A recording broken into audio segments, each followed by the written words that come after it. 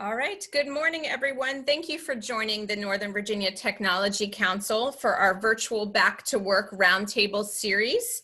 My name is Kara Masseri, and I am the Director of Marketing and Communications here at NVTC.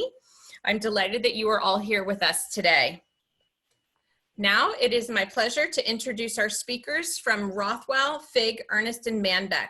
Rothwell Figg is a quality-focused intellectual property firm and an NVTC member company. They offer a unique perspective on privacy risks and complex high technology litigation. Our first speaker is Martin Zoltik. He's a technology lawyer with more than 30 years of experience representing inventors, innovators, entrepreneurs, and investors. Marty has a degree in computer science, and prior to attending law school, he worked for several years as a software developer and engineer. His formal training in computer science and technical experience as a practicing software developer and engineer has enabled him to handle complex software-related legal matters successfully in a cost-effective and efficient manner. Our second speaker is Jenny Colgate. She's an experienced intellectual property and data privacy lawyer whose practice is focused mostly on litigation and contract licensing matters. Ms. Colgate is a certified information privacy professional in the United States and has experienced counseling clients on matters related to privacy, data protection, and cybersecurity, including privacy policies, data mapping, data subject rights, reasonable security measures, contracts related to privacy and cybersecurity issues, and discovery litigation issues related to privacy and cybersecurity issues. Ms. Colgate was named a Washington, D.C. Super Lawyers Rising Star for IP litigation 8 years in a row from 2013 to 2020. And lastly, Chris Ott has more than 13 years at the U.S. Department of Justice, litigating complex data security matters, conducting hundreds of investigations, and winning dozens of appeals. His work with clients on disputes, investigations, and strategy relating to data security, privacy, blockchain, and AI issues. Chris has been the lead attorney on hundreds of matters involving the intersection between white-collar matters and cyber crimes. He has won more than 30 complex federal trials, and he brings an active problem-solving mindset to data protection and privacy matters where clients could previously only find compliance and counseling advice. Thank you all for being here today. We look forward to your discussion. All right, thank you. Just waiting for a moment. Chris here, and I am just about to share my screen with you all. All right. So thank you, Kara, and thank you all, everybody else, for being here. It's nice to virtually see you. As mentioned during the kind introduction, the three of us are from Rothwell Figg. We're here to talk to you today about employee and customer health data back to work in the age of COVID-19. All of you folks are working real hard to reintegrate your workforces and your customers back into your businesses, to get your feet on the ground and to work very hard opening up.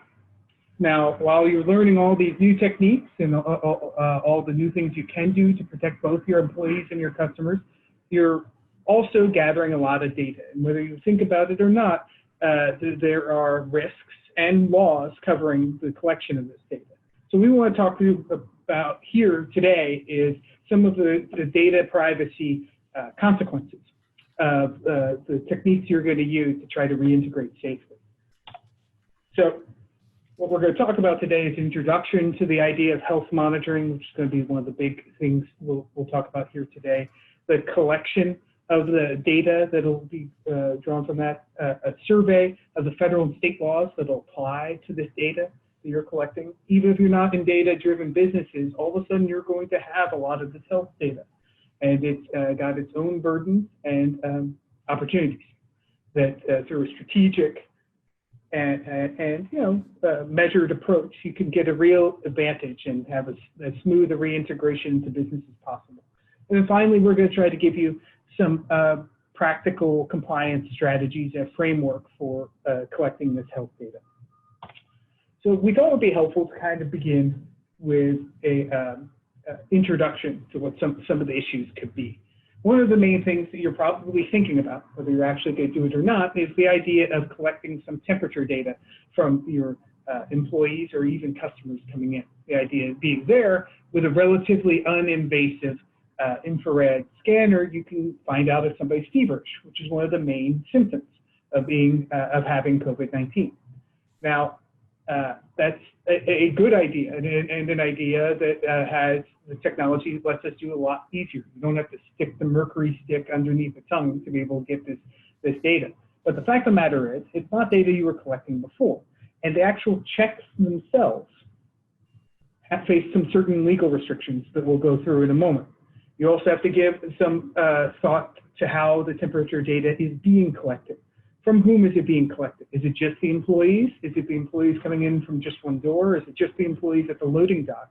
You have to give thought to how this is being collected and from whom. And then even more thought has to be given to how, once you get this data, you use it and with whom you share it. Because just getting that temperature data can really only be the beginning of the thought process.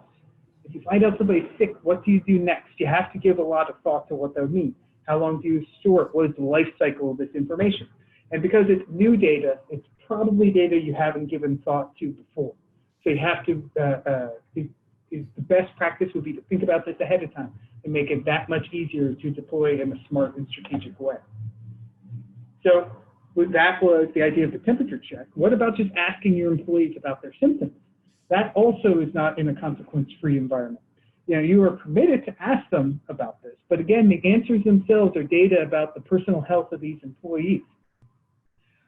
You can require your employees to answer questions or to provide certifications about their experience of symptoms and the timing thereof. But again, the answers are data about the health of these employees that you have not necessarily given any thought to how you store it. And again, where you get the positive indicator, which is to say, oh, I've had shortness of breath. It came after I went to a impermissible party 5 days ago. What do you do with that next step?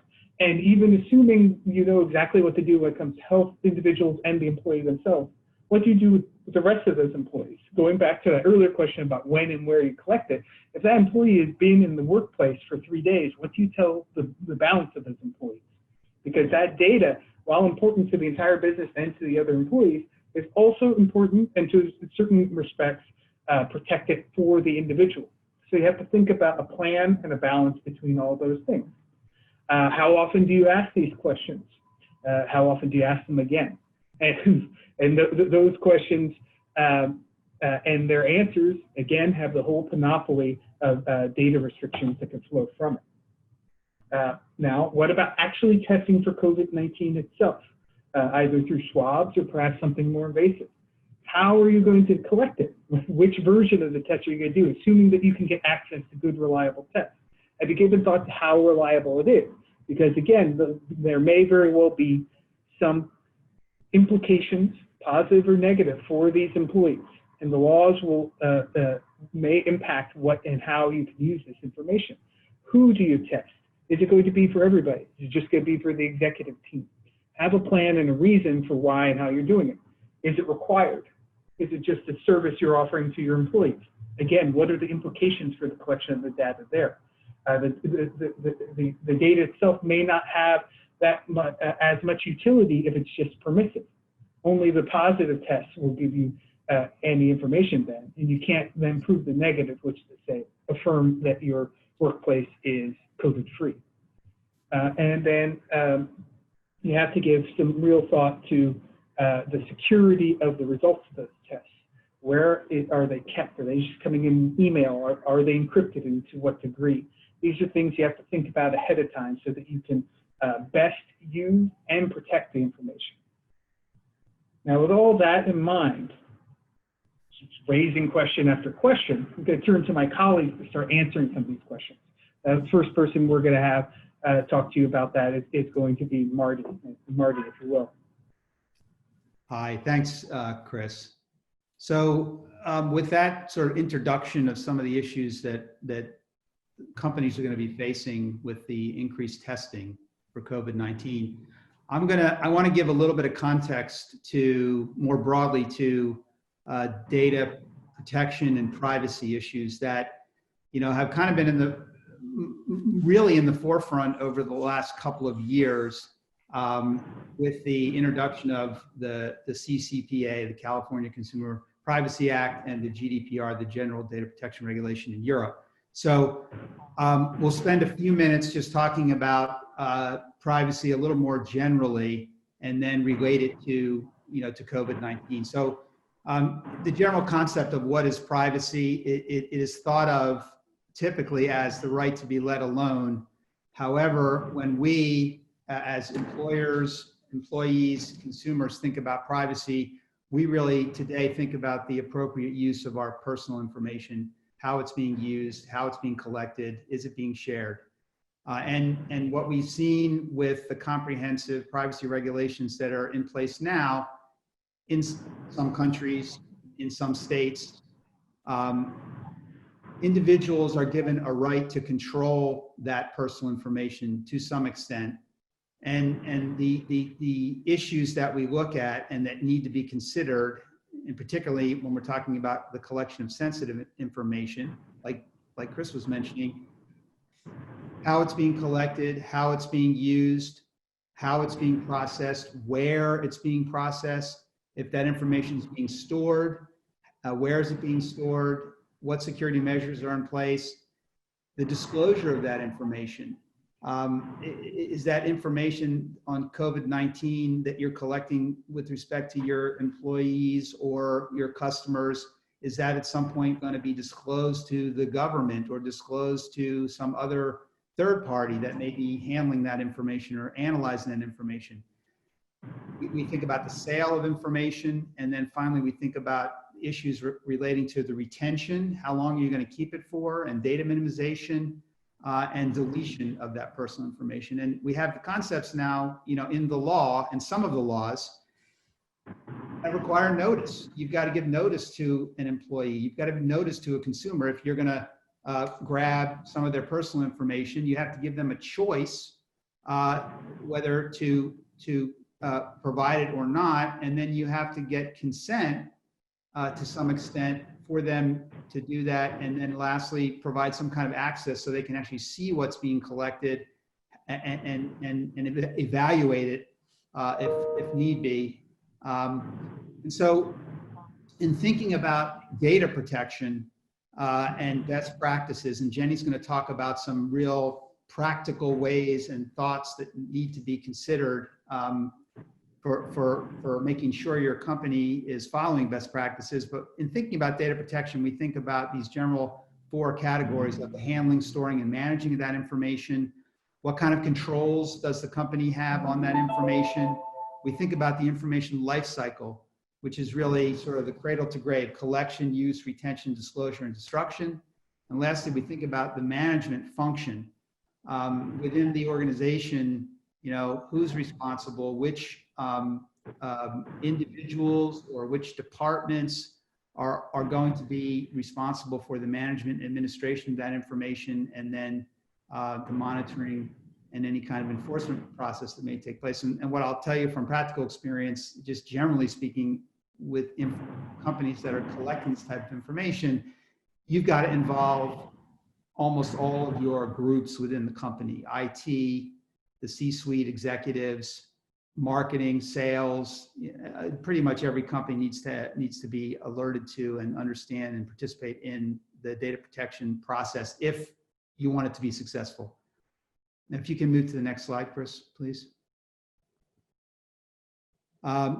Just to mention the concept of information privacy, which is sort of driving all this, and the rules that govern what I'm going to explain in a minute. PII, you may have heard before, personally identifiable information, And we already mentioned the individual rights associated with it. And we draw a distinction between information privacy on the one hand and other types of privacy like territorial privacy or bodily privacy and the privacy of communications. So information privacy is the broad category of data that we're talking about here, and within which the health-related information would fall. You can go to the next slide.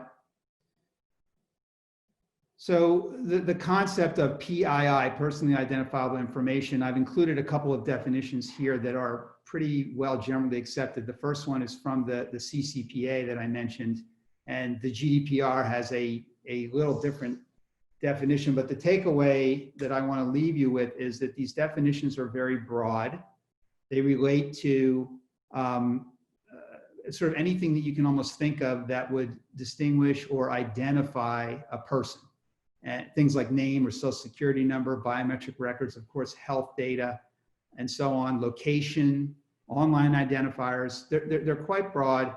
And if you can go to the next slide, there's a subset that requires even greater attention and greater consideration with respect to security and ensuring that the information isn't hacked, leaked, disclosed, sold without the proper notice and consent. And that's what is referred to generally as sensitive personal information, like a passport or a driver's license, your financial information. And in this particular case with COVID-19, the health data, the healthcare related info, that type of information that you're now going to be collecting.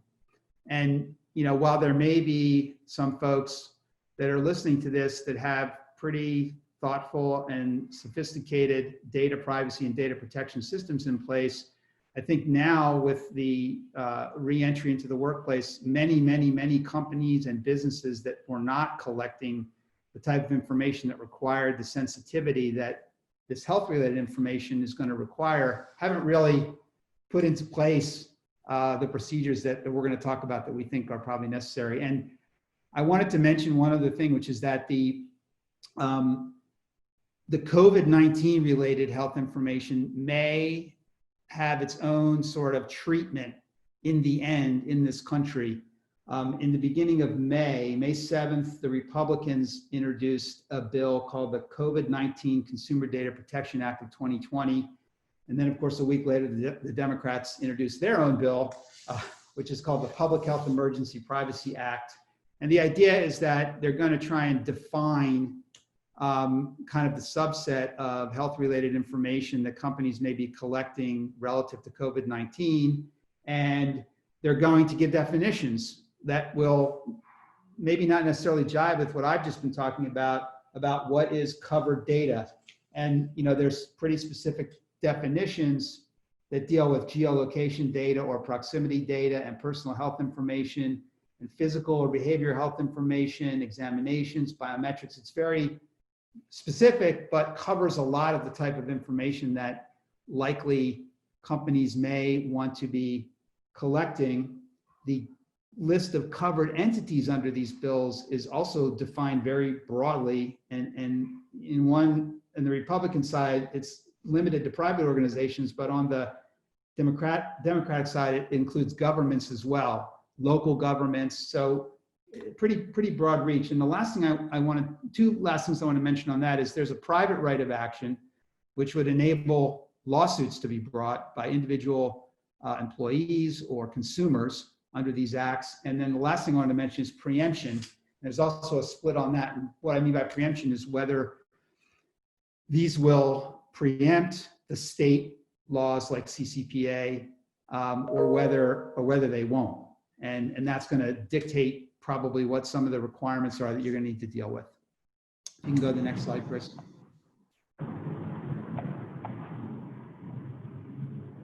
The last thing I wanted to mention in terms of just sort of high level context is there's a way to take this data that you're going to be collecting and kind of minimize the requirements that you may be subject to, and that is by anonymizing the data. There may be a certain period of time when you're going to want to keep a link between the temperature checks and the symptoms and that kind of thing and the employee or the consumer, but there may come a time when you're going to use that data or provide that data so that whoever can do contract tracing or some other kind of statistical work to think about the virus. And so if you anonymize the data and take away that link between the health-related data and the individual, then you no longer fall into that category of PII or sensitive personal information.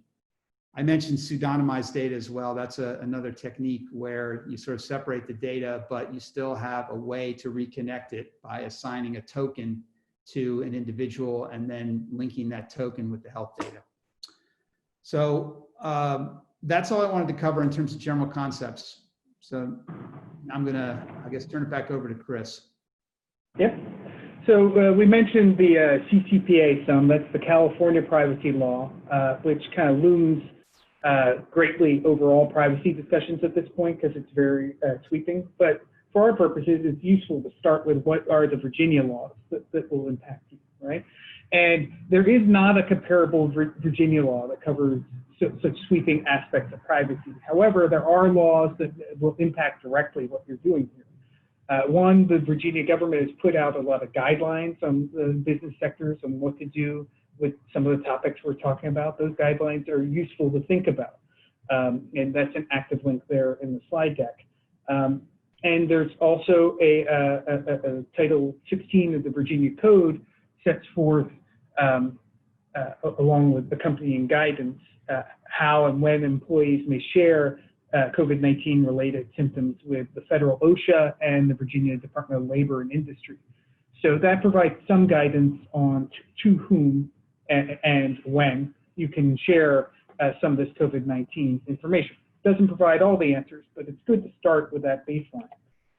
Now, so what does that mean? This is just a little graphic here to run us through the same decision tree that flows from that, right? You know, if there's a positive test, you know, the employee should be informed under these Virginia laws. The treating medical professional should be informed so that there could be a proper follow-up. What type of industry are you in? Well, what do I mean by that? That's because, as Marty mentioned, the norms, the laws here are changing on the fly, and sometimes different industries are affected in different ways because of the way these laws are being rolled out. The normal businesses, you have the OSHA and the Virginia Department of Labor and Industry. There are special standards for certain industries like elder care. The elder care industry has been so hard hit by this that there have been special laws rolled out, and some of them have especially permissive information sharing guidelines, specifically because a lot of the experts here see controlled and smart information sharing as a way to combat this disease and a way to control the ongoing effects. That doesn't mean you necessarily want to roll out those relaxing and privacy controls everywhere. They've been targeted and put out in places like elder care, but there will be other too. Like, do not be surprised if there ends up being laws, at least talked about, that are especially targeted to the meat industry, right? Because of how singularly effective they've been by this. How do you communicate under this Virginia law with other employees? Fellow employees should be informed of possible exposure. Now, think about that in the context of the data we're talking about here. We have a positive test. That means we know who was positive tested, right? That does not mean you convey the identity of the positive testee to the employees under this Virginia law. That is a simple leap to make, right? Because they are connected, but it's still a line that's been drawn on the ground, in the sand, even in the context of Virginia law and guidance. We're not going to spend a lot of time with this, but there are restrictions in other federal laws that are not privacy focused as much. When it comes to testing, the Americans with Disabilities Act has restrictions on how much you can do testing of employees, because an illness can be a disability under that federal framework of regulations. However, in another example of how this is an evolving area of the law, those restrictions were relaxed as of March of this year, just as we're going full swing into this crisis. So while the ADA doesn't prohibit you from doing it anymore, you should wear a backdrop, by way of backdrop, that there are these other bodies of law that have guidance and evolving restrictions. Among other things, the Equal Employment Opportunity Commission, which is administered with actually regulating aspects of the ADA, has guidance on how you should interact with your employees on this. And that guidance is worth looking at closely as you deploy your own approach to these. You may have additional obligations in the United States and abroad. The CCPA looms large. One may think that the CCPA would not apply. We're here in Virginia. Not necessarily the case, especially for the large and sophisticated companies we're dealing with here. One might think because this is analog information that a lot of the privacy and data protection restrictions we're talking about here will not apply. By analog, I mean you're taking down the temperature. You might write it down by hand, right? After taking the temperature, or even the result of a COVID-19 blood or swab test. You might say, well, that's not necessarily a computer record. I have it here on a piece of paper. A lot of these privacy laws apply equally to any kind of information, electronic or otherwise, including the California laws. The California law itself has a wide reach and applies in a sense that'll, frankly, embrace a lot of your businesses today. We'll have a longer conversation about that, but it is a long-reaching statute that should at least be thought about. Similarly, the EU's GDPR, the General Data Protection Regulation, provides protections for employees. And those are things you should keep in mind as they're going on. Now, Marty, let's talk about the life cycle a little bit. Okay, thanks, Chris.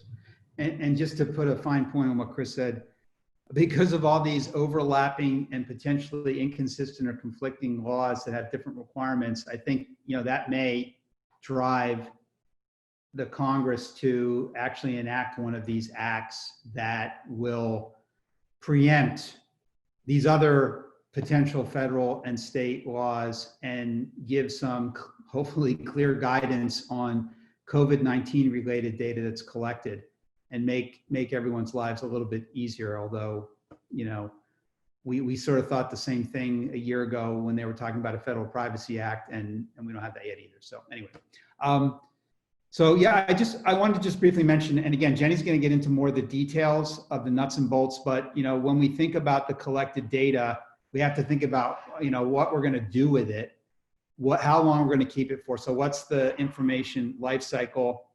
The threshold test, whether you're CCPA, GDPR, whether you're looking at what the FTC is doing, which by the way applies to this as well, is are you being reasonable in terms of the measures that you're taking with all those different aspects of the data from collection to deletion? And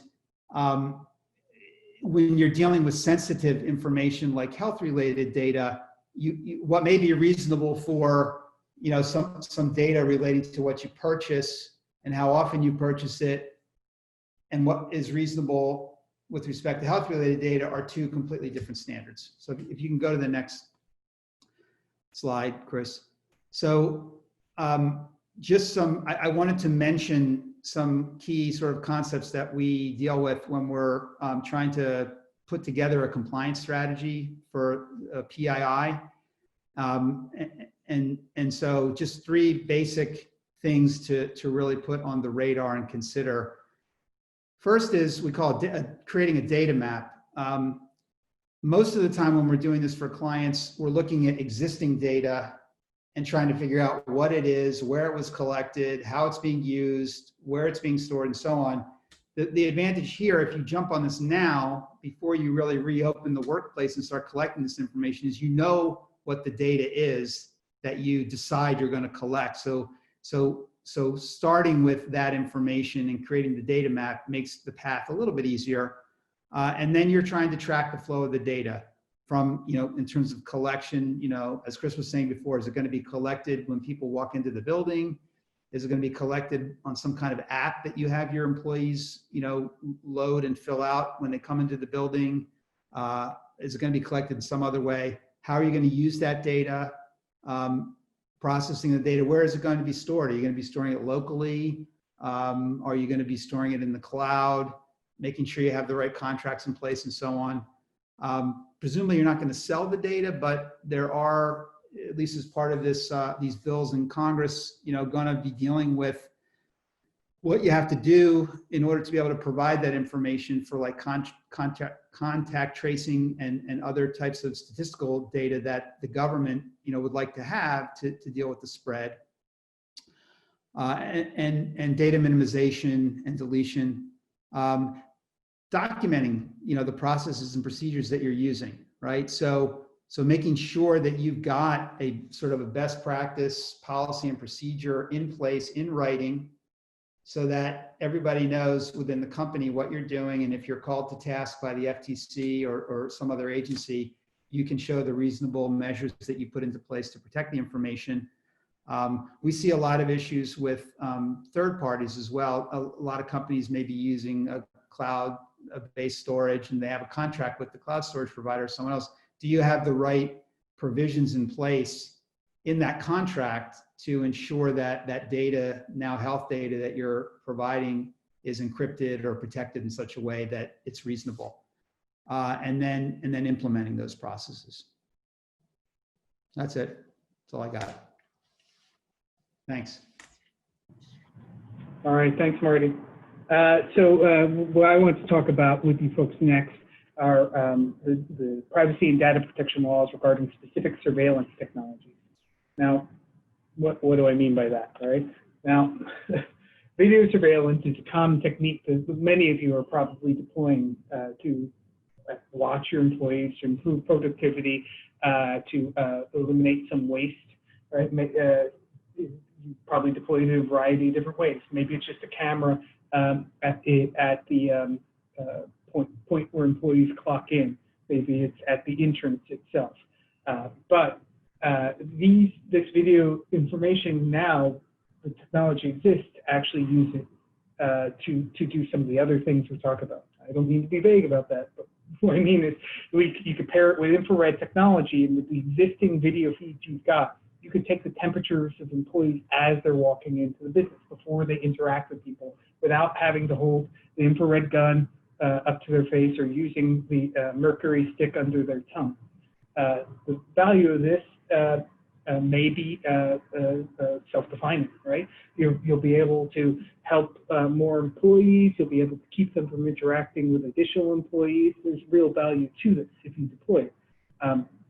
The problem is there are restrictions on how this video surveillance, existing restrictions on how this video surveillance can be deployed. A lot of these are going to seem intuitive, but since this is new technology and the opportunities there, you have to think about these things ahead of time to avoid the pitfalls. And the overarching rubric when it comes to video technology, even with this infrared overlay, is that you cannot deploy it in a place where employees or customers have a reasonable expectation of privacy. This is actually codified in Virginia law. I mentioned that there was not a sweeping privacy law, but there is a privacy law when it comes to observing things like public dressing rooms, bathroom stalls, hotel rooms, locker rooms, tanning booths, bedrooms. These may seem intuitive, but again, as the reach of the technology and its promise expands, there will be the temptation, if you haven't thought about this before, if you haven't put the obvious in the forefront of your mind, to deploy it as broadly as possible. Because after all, the broader that you have the video observation and infrared technology, the sooner you can catch people with this disease, the symptom of being feverish in this context. But because there are these restrictions in place, you have to be thoughtful and strategic about how and when to do it. What's the best way to capture this information with the least impact upon the employee's privacy and also on the collective health of the organization and of the employees themselves?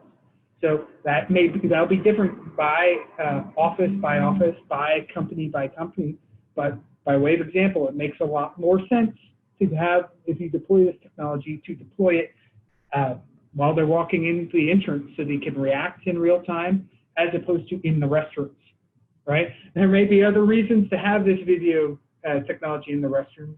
Say there are problems with the restrooms being defaced. But there are problems with deploying it, and especially even in this context. And you should also be aware that it could be a form of electronic surveillance that is subject to additional restrictions. Now, what do we mean by this? Actually, the Wiretap Act may apply, depending on how the video is being collected. The Wiretap Act is the classic Wiretap Act that governs interceptions of phone calls, right? It's a very robust federal statute, applies to all interceptions of telephone calls and goes back to the J. Edgar Hoover days. That was added to in the 1980s by the Electronic Communications Privacy Act of 1986. And there were a lot of changes that were enacted by the ECPA, but in a broad sense, what it did is it included not just those phone calls, but also electronic communications of almost every stripe. I say almost every stripe because the core thing that's covered by the ECPA are communications. So in the context, again, of the video at the businesses, the pure video itself would rarely be covered by the ECPA. But video, if you're also capturing the content of conversations, all of a sudden will come under the ECPA in certain circumstances. Emails, text, those are things that can be embraced by the ECPA as well. Now, there's also current technology that enable you as companies to do a kind of more intelligence monitoring of other electronic communications. So what I mean by that is you can use AI or machine learning to focus in on emails and texts on company devices that are describing the symptoms we're talking about here. Imagine if the moment an employee felt symptoms related to COVID-19 and communicated them in an email to their significant other, that the system could sense that and you could intervene and give that person medical help. There could be real value to that, but also there are real restrictions to it. The technology will enables a more sophisticated surveillance, but it's more likely to pull you into this federal act with the restrictions placed upon it. The ECPA is fairly complicated and not worth going under if you don't have to, but there are broad exceptions that will apply for most of the uses we're talking about here, which is to say, if the employees consent to the monitoring or if there's a business purpose, that takes most of the communications we're talking about out. But we're on the bleeding edge of experience here, and it is not a given that, especially as new technology is being deployed, that the consent will stand. The business purpose will be as transparent to later reviewing courts or regulators. And so that's worth keeping in mind throughout. There's some other esoteric technologies I want to mention briefly before we talk to Jenny, who's been very patient waiting to provide the knockout blow here in this conversation.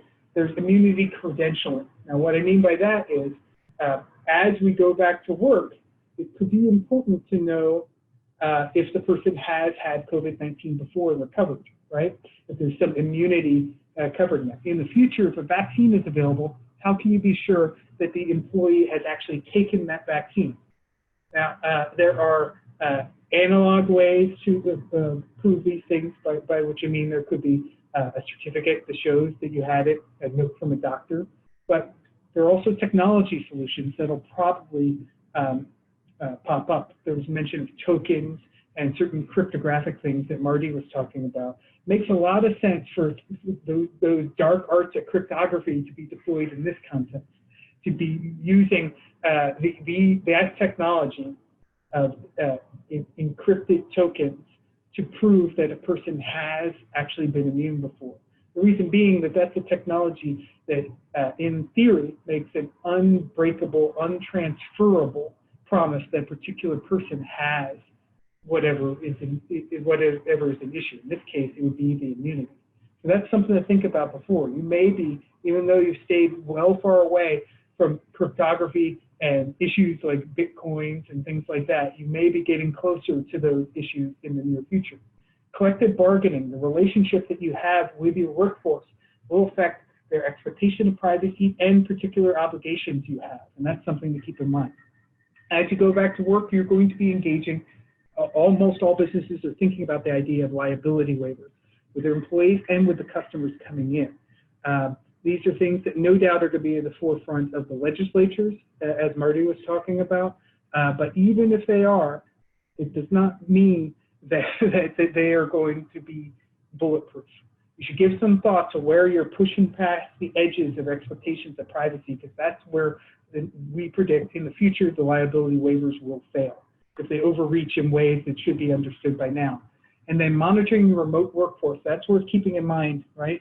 Because all the work you've done to keep monitoring your workforce at the actual physical location of your businesses, that calculus is going to change in a substantive way because of the workers who have been at home and will remain at home. The expectations of privacy are obviously very different when you're in your den than they are in your office. And you have to keep that in mind. It does not mean it's the end of the conversation, but again, you have to be thoughtful and think it through. What are you going to deploy upon the virtual desktops, the webcams that are being given out to your employees? How are you going to deploy it? Should it be done differently than you're doing it in the physical office? The answer to all of those are going to be important and it's going to lead you to a position where you're better situated to have an intelligent strategic plan going forward. Now, with that said, please lead us forward, Jen. All right, so I'm going to kind of talk about how to use the information that you've received today and take the guidance that you might have received from your employment lawyer or whoever else. You figured out kind of what questions you want to ask, what information is important to you for reopening. How do you walk through the privacy steps in the process to ensure that you're compliant? But before I get to the how-to, one thing that I think is really important to consider is, why do I have to do it now? I have so many things going on. Why should I consider this now as opposed to just reopening? And then after I get the data, I'll go back and I'll organize it then and I'll make sure I'm compliant and I'll be okay. And there's sort of two big reasons for that. The first, which Marty had alluded to, is it's easier to do it now. If you think of like your kitchen and you can kind of throw everything into your pantry and then later say, oh, I can't find the pancake syrup, I can't find the basil, versus saying, here's where the spices go, here's where the cereal goes, and so forth, and then you know where to find it. So it'll be a lot easier to just handle it now. And the second reason is that there's some pretty serious implications if you mess up. So the legislation that Marty talked about, the Democrats' bill has damages for the private right of action that are $100 to $1,000 per violation, and that's just the negligent violation. If it's reckless, willful, or intentional, then you're talking $500 to $5,000 per violation. Now, granted, this is just a proposed bill. It hasn't been passed yet, but something like this likely might be passed, and similar privacy legislation out there has similar fines and private rights of action. So the point is that these damages can accrue pretty quickly. And when they say per violation, a lot of times they're talking about, per time that you received information without giving a notice. So if you're checking temperatures every day, that's, if for negligent violation, $100 to $1,000 per day, per employee, per temperature check. So it's scary, and you want to avoid that. And one last thing before I get to the how do I do it is just a quick point on standing. So in a lot of these privacy cases, the courts have been pretty lenient on what it takes for a plaintiff to have standing. And the reason for that is that personally identifiable information, especially at the highly sensitive PII, it's so bad if it gets out that the court almost infers standing. If you didn't have notice or if you didn't give consent, the court says, wow, harm likely will come to you. We're kind of going to infer standing. And you'll see this a lot in the biometric cases. The health data that we're talking about here, I think is a little bit different than a face scan, but I think it's somewhere between a face scan and a credit card. So it'll be interesting to see how the standing issue comes out.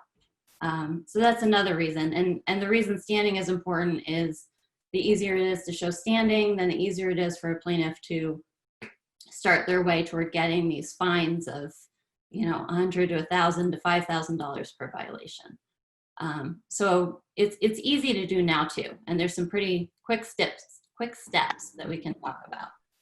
And just to interject for a second, the idea of standing at its core has to do with whether the person was actually injured, that there was an actual concrete and particularized injury to the person.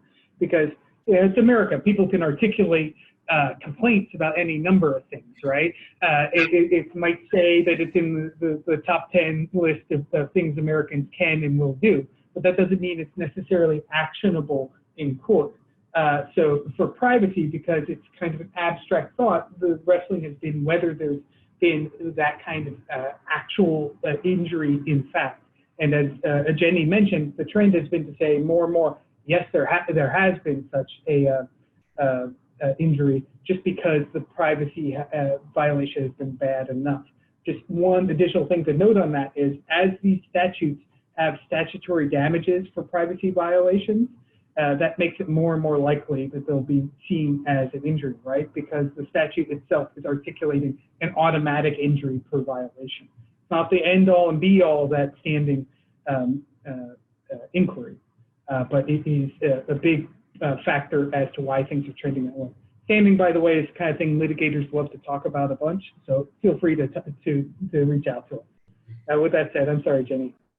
Oh, no worries at all. Thank you for that. I assume everyone knows what standing is, so that was a good interjection. So now let's talk about how you do it. You know, if it's so bad that I need to do it right now, how do I do it? So the first thing that you want to do is you want to figure out what data you're going to use. And you probably already thought about that. Maybe you're going to do temperature checks. Maybe you're going to do COVID-19 testing. Maybe you'll ask about symptoms. Are people coughing? Do they have a headache every day when they come in? What's their travel history? Maybe you decided that you are going to monitor emails. You're going to do, develop AI that looks to whether they're, communicating COVID-19 symptoms in an email. So you have the data that you're going to, ask about, or the questions. Next, you want to kind of make a decision tree. So what are the answers to each of those inquiries that somebody can give you? And what buckets are you going to put them in? So when you ask about temperature, maybe the buckets that you'll have are over 100 degrees and under 100. And if it's over 100, you're going to send them home and tell them not to come back until they have a negative COVID test. Maybe if the travel history, they traveled internationally, you're going to tell them to quarantine for 14 days. If they travel domestically, maybe you say 7 days for that. No travel history, okay, come into the office. COVID-19 testing, positive, go away. Come back when you have a negative test in 14 days. Negative, okay, come in. So you have your decision tree for everything that you said, here's the data I'm going to use. Here are the possible buckets that each one goes in. So then the next thing you want to do is you want to look at all of your buckets and you want to figure out what laws apply. And it might be that there aren't laws that apply. Maybe you determine CCPA doesn't apply to you. HIPAA, unless it applied to you before, isn't going to apply to you because of the data you're collecting now. And maybe you don't fall under any of the other, sectoral laws that might govern this area. So then what? Do I not have to worry about it? Do I just wait until some federal law comes out? No, a best practice is to look at the laws that are out there and kind of determine what's reasonable. And this will also set you up to comply with a law that might come out later too. So you determine what your best practices are. Maybe your best practice is going to be that you'll seek consent or you'll give informed notice at collection. But whatever it is, you want to figure out what laws apply, what best practices are going to apply to you. Next step is you're going to look at how you're going to obtain the data. And this is what I was talking about with informed consent and notices and stuff like that. And you want to apply that to every piece of data in your decision tree. So every answer, the temperature check, the COVID-19 testing, each one of those you want to say, okay, temperature check, I'm going to get informed written consent, and here's why. And you're going to write why. And maybe it's because of a statute, best practice, whatever. But you want to map it all out in writing. Next step, why you want to keep the data that you're keeping.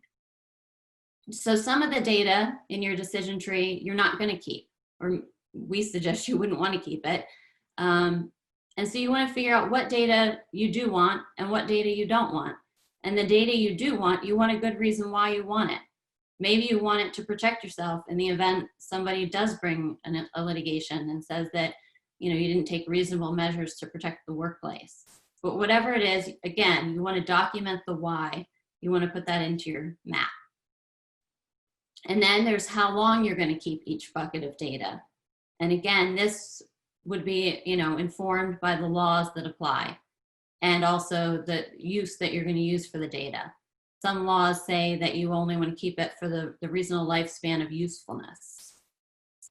Next is with whom you can share the data and maybe how you can share the data. So there's laws like Chris had mentioned that speak to the ability to share the data, but to not link it with any particular person in the event of a positive COVID-19 test.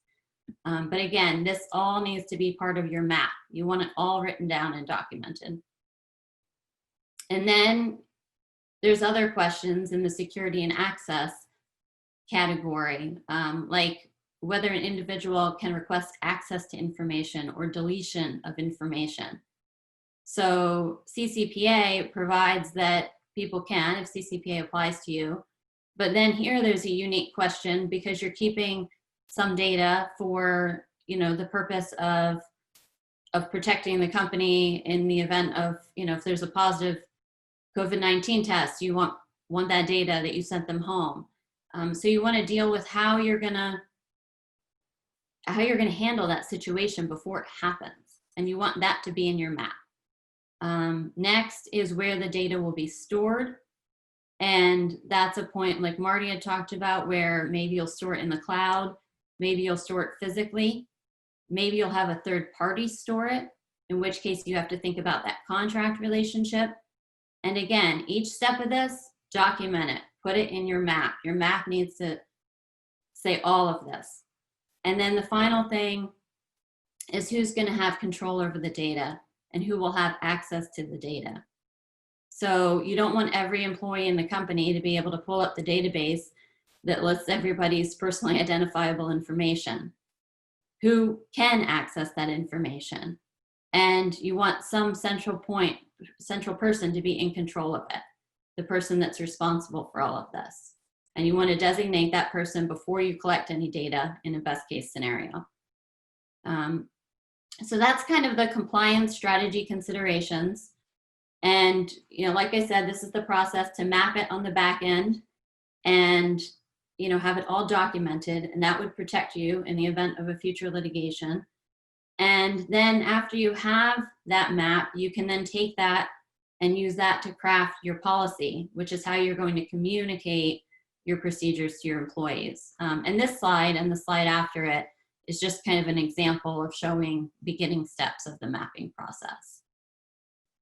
And so the policy that you end up putting together that you communicate to employees is pretty much just going to be a plain English version of exactly what your decision tree is. You know, our policy with temperature checks is to collect temperature data at this location in this way. If this, then this is going to happen. If this, then this is going to happen, and so forth. And I'd be happy to answer questions about that if people have them, but I think we should turn it over to questions now. Okay, great, guys. Thank you so much. What I'm going to do now is I'm going to stop the recording of the webinar.